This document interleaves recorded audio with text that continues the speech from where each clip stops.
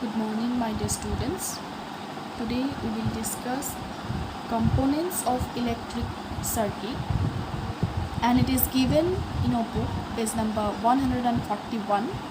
You all please open your science book, page number 141. Here today we discuss the components of electric circuit. So what is electric circuit? Electric circuit, you can say it is the part of transmitting electric current. Simply you can say it's the part, it shows the part of transmitting electric current through devices, through many components associated in the circuit. So here are the components we will see one by one. So first one is cell, and it is represented in a symbol like this. In a circuit, if we need to represent a cell, then we need to draw like this. That means it has two terminals. As you can see, here I have drawn. One is positive terminal and the other is negative terminal. You can see the differences I have drawn here. The positive terminal is somewhat more longer than negative. Always remember, positive terminal is somewhat more longer than the negative terminal. It is represented like this. A cell consists of two terminals, positive and negative. It is represented like this. So now the question is, why do we need this cell in the electric circuit?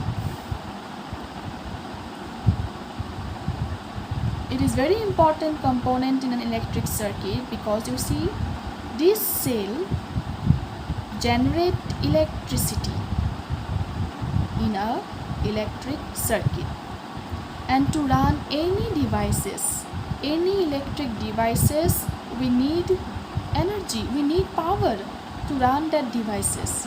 Any electrical devices, flashlight, torch, radio, anything. This cell, it generates electricity. But how?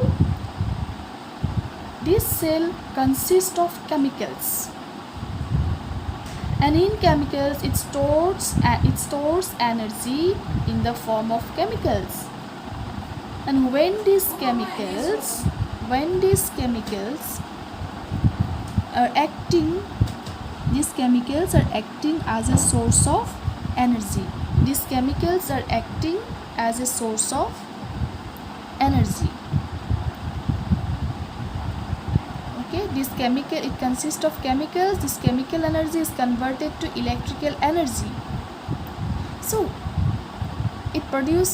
now we get to know that this cell generate electricity. Now, when the chemicals stored in the cell are completely used up, then what will happen? When the chemicals are used up, then it cannot generate further electricity, right? And also a single cell is not enough to run electrical devices. To run any electrical devices, we need more energy, more power. That's why we need to combine two or more cells. And when we combine two or more cells, that is known as battery. As you can say, battery. So battery is the combination of two or more cells. Okay, it is a battery consists of it is a container like substance. Battery is a container where two or more cells are combined and produce electricity. Here also two terminals, positive and negative. And students, you always remember that electric current always flows from positive to negative terminal. Current always flow from positive to negative terminal. that's why if you can see TV remote, you all have TV remote, no? So if you open and see, there are two cells. You can see the two cells are combined to form a battery. Two cells are combined to form a battery, and as you can see, the positive of one battery is connected to the negative of the other battery, right? If we connected positive and positive, then it will not work, because electricity or current always flows from positive to negative. That's why we must be very careful while we insert the battery in a TV remote or any other electrical clocks or any other things. We have to careful while we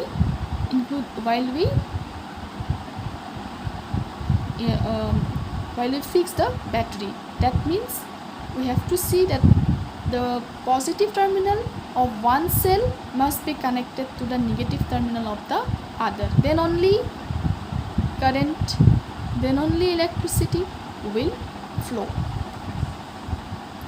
Next components, if we see, you can say bulb.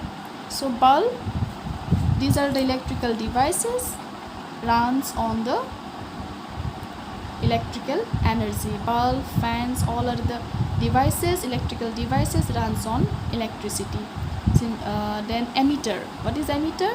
This emitter is an instrument. It is an instrument used to measure the flow of current in a circuit. So how much current is flowing through a circuit, that value is given by this emitter. So next one is switch. It is very important component in an electrical circuit, the switch. As you know, the switch we can on, sometimes we can off also. So when we on the switch in an electrical circuit, this means that the circuit is complete, because when we on the switch of any electrical circuit, when we on the switch, that means the circuit is complete. That means the current will flow from positive to negative, and it becomes a complete circuit. Current will flow through the circuit. But when we switched off in the circuit, then current is incomplete. That means current is not flowing through the circuit, and it is represented like this. In a circuit, if you have to show the switch in a circuit and that is on, you have to represent it like this. You have to draw like this, and when it is off, you have to draw this open. And when the switch is off, the circuit is also known as open circuit. Open circuit, because switch is off, that means it is open. Current is not flowing through the circuit. And when the switch is on, it is known as closed circuit. That means current flows through the circuit. And the last component is wire. Obviously, we need wires to connect the components, right? To connect each and every component, cell, switch, emitter, battery. When we connect this, we always connected by wires, and those wires are conducting wires.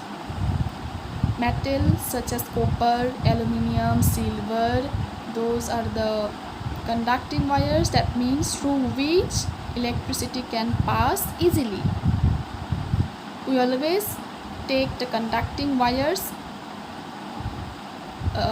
Generally we take copper wire to connect all the components in an electric circuit, because copper is a conductor through which electricity can pass through them easily. So the materials through which electricity cannot pass are known as insulators, as you know this, and such as wood, plastic, those are insulators. That means electric current cannot pass through them. So you always remember, we always use these conducting wires in an electrical circuit, and that is mainly of copper wire. So these are the components used in an electric circuit.